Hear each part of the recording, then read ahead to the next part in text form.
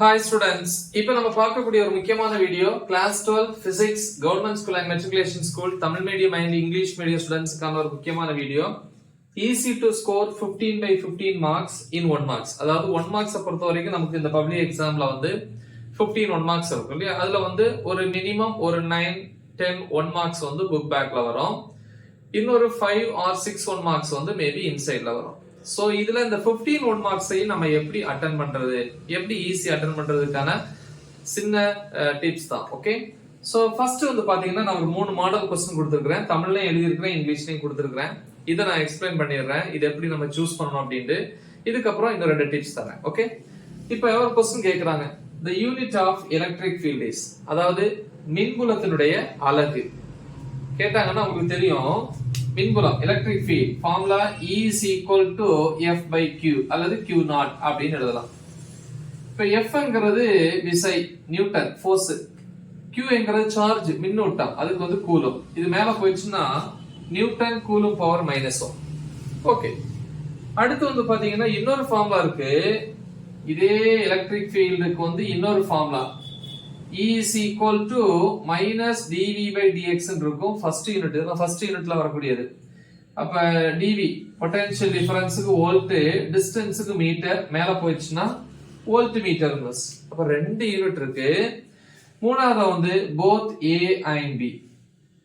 லாஸ்டா all of this. இந்த இடத்துல என்ன பண்ணுவாங்க அப்படின்னா, நிறைய பேர் நல்லா தெளிவா படிச்சுட்டு போயிருப்பாங்க.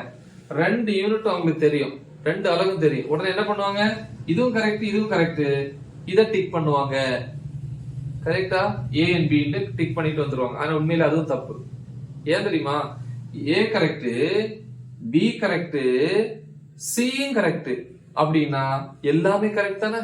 அப்ப correct option all of this. ஓகேவா? சோ இந்த மாதிரி ஒண்ணு. ஓகே, அடுத்து ரெண்டாவது வந்து பாத்தீங்கன்னா the SI unit of electric charge, அதாவது மின்னூட்டத்தினுடைய SI அலகு. எடுத்த உடனே சொல்லுவீங்க சார்ஜா மின்னூட்டமா கூலும் அப்படின்னு சொல்லி இதை டிக் பண்ணுவீங்க. உடனே பார்க்கணும், மற்ற ஆப்ஷன்ஸ் எல்லாம் பார்க்கணும் என்னென்ன கரெக்டா இருக்குன்னு. இப்ப சார்ஜுக்கு ஃபார்முலா என்னது? Q is equal to IT, அதாவது I equal to Q by T, Q is equal to IT. Q னா சார்ஜ், இது கூலும் சொல்லுவீங்க.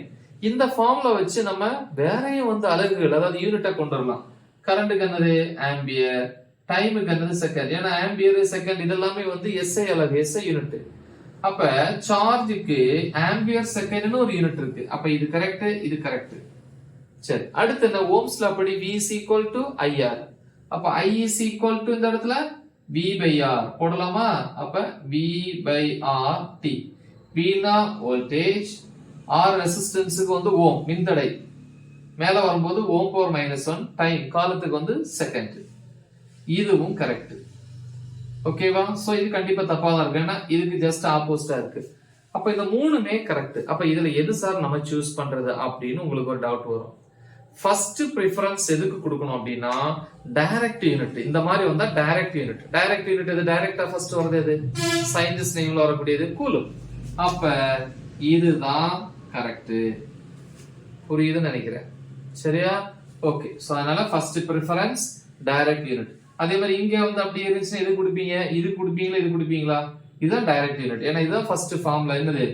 E is equal to F by Q not. Definition வரையறை. இதுக்கு அப்புறம் தான் அந்த ஃபார்முலா வந்திருக்கும். அதனால இத பாத்தீங்கன்னா இதுக்கு ஃபர்ஸ்ட் பிரெஃபரன்ஸ். பட் ஆனா இங்க அப்படி கேட்கல, எல்லாமே கரெக்ட் அப்படின்னு சொல்லி ஒரு ஆப்ஷன் கொடுத்திருக்காங்க. அதனால தான் ஆல் ஆஃப் தீஸ் டிக் பண்ணோம். ஒருவேளை இந்த இடத்துல ஆல் ஆஃப் தீஸ் என்கிற ஆப்ஷன் இல்ல, ஆல் ஆஃப் தீஸ் இல்ல அப்படின்னு சொல்லாம நன் ஆஃப் தீஸ் அப்படின்னு கொடுத்தா, அப்படின்னா இவற்றில் எதுவும் இல்லை அப்படின்னு கொடுத்திருந்தா இது கரெக்ட். ஏன்னா ரெண்டுமே கரெக்ட். ஒருவேளை இந்த ஆப்ஷனும் கொடுக்காம வோல்ட் மீட்டர்னு கொடுத்திருக்காங்க, அப்ப இது தப்பு, இது தப்பு, அது ரெண்டுமே கரெக்ட். எதுக்கு இம்பார்ட்டன்ஸ் கொடுப்பீங்க? ஃபர்ஸ்ட் இதுதான் டைரக்ட் யூனிட், இதுக்கு இம்பார்ட்டன்ஸ் கொடுப்பீங்க. சோ இந்த மாதிரி வந்து क्वेश्चंस குழப்பி விடுவாங்க. சோ அது கேர்ஃபுல்லா இருக்கணும். அப்புறம் இங்க பாருங்க, the value of permittivity in free space, வெற்றிடத்தில் விடுதலினுடைய மதிப்பு. ஃபார்முலா தெரியும். என்ன ஃபார்முலா அப்படின்னா கூலும் விசை, coulomb force, F is equal to 1 by 4 pi epsilon naught into Q1 Q2 by R square. இப்ப Q1 Q2 ஆர் இதோட வேல்யூ எல்லாம் 1 எடுத்துட்டீங்கன்னா 1 into 1 1 by 1 square 1 தான். அப்ப இது எப்படி மாறும்னா f is equal to 1 by 4 pi epsilon naught. இனி இந்த epsilon naught மேல கொண்டு போங்க, f கீழ கொண்டு வந்தா என்ன வரும்? epsilon naught is equal to 1 by 4 pi f. 1 by 4 pi f என்னது வேல்யூ 9 into 10 power 9 படிச்சிருக்கோம். சோ இதுல ரெண்டு ஆப்ஷன் இருக்கு, ரெண்டு ஒரே மாதிரி இருக்கு பாருங்க, இந்த வேல்யூ எல்லாம் ஒரே மாதிரி இருக்கு, அதே மாதிரி இது ரெண்டு ஒரே மாதிரி இருக்கு. ஓகேவா? இப்ப ஆன்சர் இதுதான் தெரிஞ்சு போச்சு, எப்சிலான் நாட்டுக்கு இதுதான் தெரிஞ்சு போச்சு. ஆனா இதுவா அப்படின்னு வரும்போது நீங்க பாத்துக்கணும், ஒன்னே வேல்யூ தப்பா இருக்கும், அதை வச்சு ரெண்டு ஆப்ஷன் ஒமிட் பண்ணணும். இப்ப பாத்தீங்கன்னா இந்த ஆர்டர்ல வர்றதுனால இது அல்லது இது அப்படின்னு தெரிஞ்சு போச்சு. அப்ப இந்த ரெண்டு ஆப்ஷன் என்ன பண்ணிடணும், நீங்க முதல்ல ஒமிட் பண்ணிடணும். 4 ஆப்ஷனை வச்சு நீங்க அனலைஸ் பண்ணீங்கன்னா கண்டிப்பா மிஸ்டேக் வரும். எந்த ஒரு டஃப்பான 1 மார்க்கா இருந்தாலும் 4 ஆப்ஷன் கொடுத்தாங்க அப்படின்னா 2 ஆப்ஷனை ஒமிட் பண்ணுங்க. ஏன்னா அந்த கொஸ்டினை நீங்க ரீட் பண்ணும்போது தெரியும் அது எந்த ஏரியால வருது அப்படின்ட்டு. அந்த 4 ஆப்ஷன்ஸ் பார்க்கும்போது தெரியும் அதுல 2 ஆப்ஷன் அந்த இடத்துல வராது. அதை வச்சு நீங்க ஒமிட் பண்ணிட்டு மீதி 2 ஆப்ஷன் வச்சு அனலைஸ் பண்ணுங்க. எவ்வளவு டஃப்பான 1 மார்க்கையும் ஈஸியா எழுதிடலாம். சரி, இப்ப இங்க வருவோம், இது ரெண்டும் கிடையாது, கரெக்டா? அப்ப இது ரெண்டையும் நான் அடிச்சிட்டேன். இப்ப இந்த ரெண்டு எது சார் கரெக்ட்? அப்பதான் வேல்யூ கரெக்ட், கரெக்ட் தானே? ஆனா யூனிட் தப்பா இருக்கு, ரெண்டுமே யூனிட் வேற மாதிரி இருக்கு. அப்ப யூனிட்டை வச்சு நீங்க என்ன பண்ணணும், கரெக்டான ஒண்ணு எடுத்துக்கணும். பாருங்க பாப்போமா? எஸ், ஃபார்முலா என்னது? இதுதான் formula. f is equal to unit வரும்போது எல்லா லெட்டர்ஸும் நமக்கு தேவைதான் இல்லையா? எப்சிலான் மேல கொண்டு போங்க, எப்சிலான் நாட் இஸ் இங்க மேல போச்சுன்னா கீழே என்ன வரும்? 1 by 4 pi f. மேல என்ன இருக்கு? q1 q2 by r square. இப்ப q1 q2, q என்னது? சார்ஜ், மின்னூட்டம், coulomb, coulomb into coulomb, coulomb square by f விசை நியூட்டன், r ங்கிறது தொலைவு டிஸ்டன்ஸ், மீட்டர், மீட்டர் ஸ்கொயர். இது மேல போச்சுன்னா கூலும் ஸ்கொயர், நியூட்டன் மேல போச்சுன்னா நியூட்டன் பவர் -1 மீட்டர் பவர் -2. அப்ப இதுதான் கரெக்ட். பாருங்க கரெக்டா இருக்கு, இது தப்பு.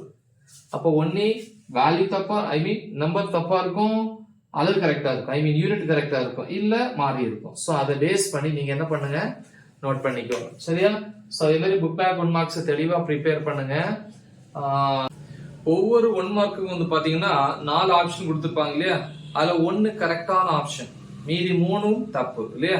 ஆனா அந்த 3 ஆப்ஷனுக்கும் கண்டிப்பா 3 கொஸ்டின் இருக்கும் இல்லையா? இப்ப ஃபார் எக்ஸாம்பிளுக்கு நாங்க விஷயத்துக்கு வரேன், இங்க இது கரெக்டா, இந்த ஆப்ஷன்ல இது இல்லாம இருந்துச்சுன்னு வச்சுங்களேன், நம்ம இதை சூஸ் பண்ணுவோம். அப்ப கண்டிப்பா இங்கே இருக்கு, சாரி இங்கே இருக்கு இல்லையா? அப்ப இந்த ஆப்ஷனுக்கு கண்டிப்பா ஒரு கொஸ்டின் இருக்கணும். என்ன கொஸ்டின் இருக்கும்? எலக்ட்ரிக் ஃப்ளக்ஸ், மின்புல பாயம், phi is equal to closed integral E dA அல்லது லெட்டர்ஸ் dA போட்டுக்கலாம். அப்ப ஈனா மின்புலம், எலக்ட்ரிக் ஃபீல்ட், என்ன யூனிட்? இதுவும் இது ரெண்டுமே கரெக்ட். அப்ப volt metre inverse. Inner D என்னது? ஏ. ஏன்னா ஏரியா, பரப்பளவு, மீட்டர் ஸ்கொயர். அப்ப ஒரு மீட்டர் கேன்சல் ஆயிடுச்சு. அப்ப வோல்ட் மீட்டர். பாத்தீங்களா? அப்ப இந்த கொஸ்டினை பொறுத்த வரைக்கும் இந்த 2 ஆப்ஷனுக்கு 2 கொஸ்டின் இருக்கு. இந்த மாதிரி நீங்க ஒவ்வொரு 1 மார்க்கும் ப்ரிப்பேர் பண்ணுங்க, நல்லா தெளிவாயிருவீங்க. ரைட்? சோ இந்த மாதிரி வந்து நீங்க ப்ரிப்பேர் பண்ணீங்கன்னா எக்ஸாம் ஹால்ல வந்து இந்த மாதிரி ஃபாலோ பண்ணீங்க அப்படின்னா ஈஸியா ஃபுல் 1 மார்க்ஸையும் கரெக்டா எழுதிடலாம். ஓகேவா? சோ நல்லா எழுதுங்க, மறக்காம இதை உங்க ஃப்ரெண்ட்ஸுக்கு ஷேர் பண்ணுங்க. Right the example. All the best. Thank you.